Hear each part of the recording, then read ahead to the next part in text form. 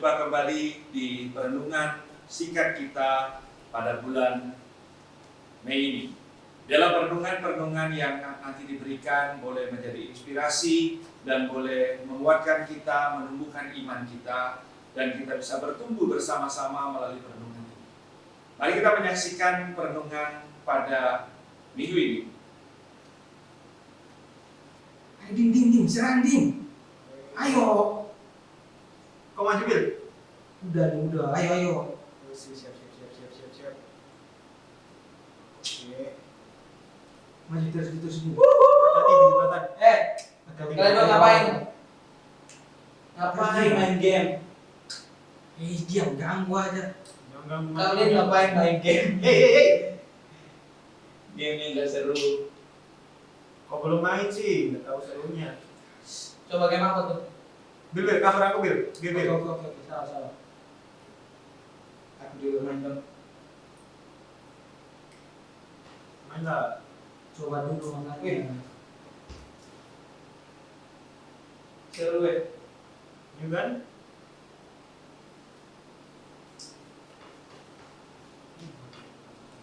Gila. Hati.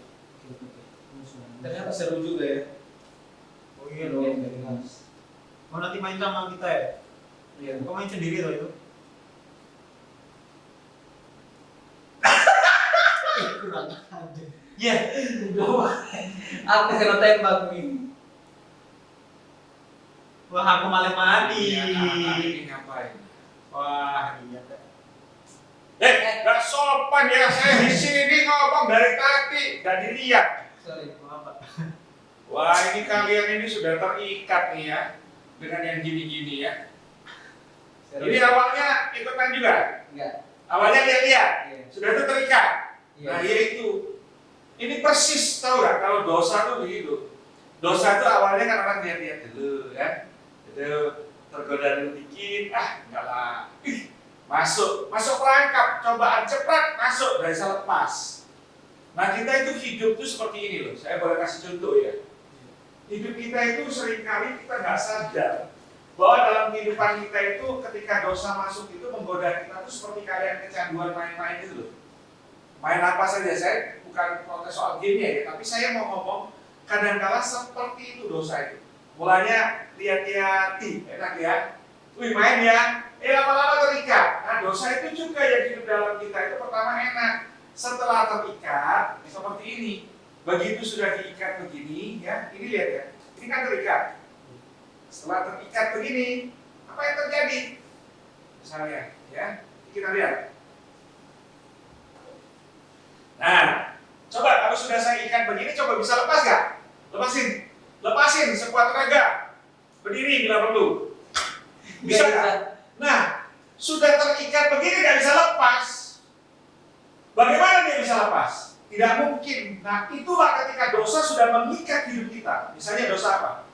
Dosa pornografi, dosa seks, dosa kecanduan, apa saja. Kalau dosa itu sudah masuk, misalnya salah satu tadi game, misalnya juga orang yang kecanduan rokok atau minuman atau macam-macam, ya saya bukan ngomong masalahnya, keterikatan itu loh. Begitu sudah terikat, itu sulit lepas. Dosa itu akan melekat begini. Siapa yang bisa nolong dia? Nggak bisa ada yang nolong dia kalau dia sendiri nggak bisa. Harus ada orang lain yang menolong, melepaskan dia kembali. Ada yang melepaskan, baru dia bisa lega, baru bisa nikmat, baru bisa merasakan kebebasan. Inilah yang terjadi dalam kehidupan kita. Ketika dosa sudah mengikat saudara dan saya, kita nggak bisa lepas. Kita terbelenggu. Dosa apa saja yang sudah menggoda kita, yang membuat kita kecebur, kita nggak bisa lepas. Yang bisa melepaskan kita adalah Kristus. Tuhan Yesus sudah menebus kita dengan darah yang mahal, sudah membebaskan kita. Waktu kita setelah dibebaskan, kita sudah bebas. Jangan lagi kita menyemburkan diri. Kalau kita menyemburkan habis. Jadi inilah gambaran. Nah, saya membagikan satu bagian firman Tuhan yang mungkin ini bisa menjadi perenungan kita semua. Di dalam Yakobus pasal yang pertama, ayat 13 sampai dengan ayat yang ke-15. Demikian bunyi firman Tuhan. Apabila seorang dicobai, jangan dia berkata pencobaan itu datang dari Allah. Sebab Allah tidak dapat dicobai oleh yang jahat. Dan dia sendiri tidak mencobai siapapun. Tetapi tiap-tiap orang dicobai oleh keinginan sendiri. Karena ia diseret dan dipikat olehnya. Dan apabila keinginan itu telah dibuahi, ia melahirkan dosa. Dan apabila dosa itu sudah matang, ia melahirkan maut. Nah, ini firman yang ngomong. Kita itu tidak pernah dicobai Tuhan. Yang bisa mencobai kita itu adalah diri kita sendiri yang menjatuhkan diri dalam pencobaan, ke dalam dosa. Tapi kalau kita sudah jatuh dalam dosa, kita nggak bisa lepas. Terikat, benar-benar terikat. Akhirnya maut itu. Banyak orang yang terikat dalam banyak hal. Ada orang yang nafsu makannya terlalu besar, itu juga dosa. Bisa bikin dia datang semua penyakit mati muda. Ada orang terikat dengan minuman keras, ya, sehingga merusak paru-parunya, segala macam levelnya. Ada orang yang merokok, misalnya. Rokoknya dosa nggak? Bukan masalah rokoknya dosa. Yang masalahnya ketika terikat dan merusak tubuh, itu juga menjadi dosa, gitu. Ya. Jadi kita juga ketika orang kecanduan pornografi merusak otaknya, juga terikat, dari bisa lepas. Ya.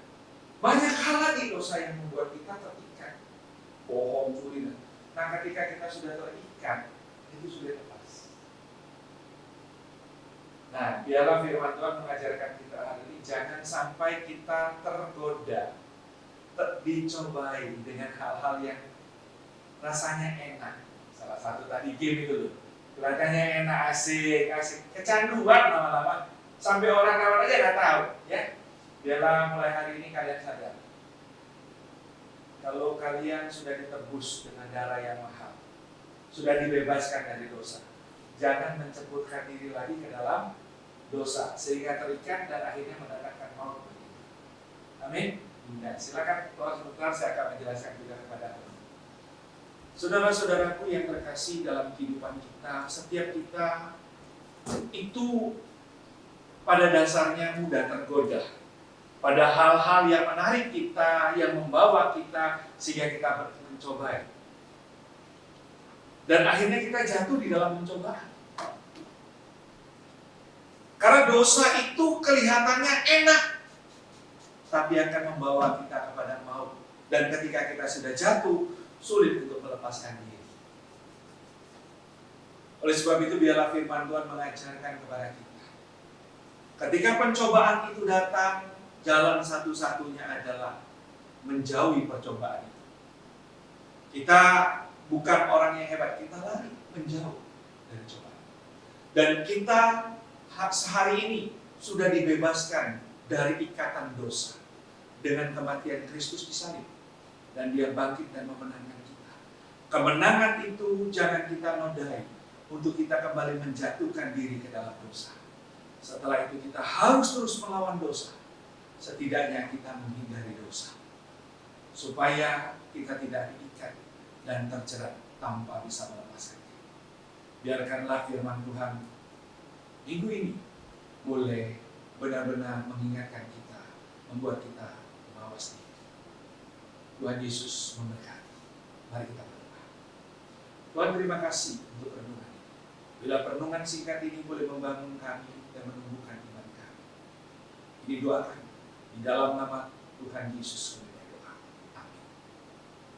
Oke, sampai berjumpa di bulan depan. Tuhan Yesus memberkati.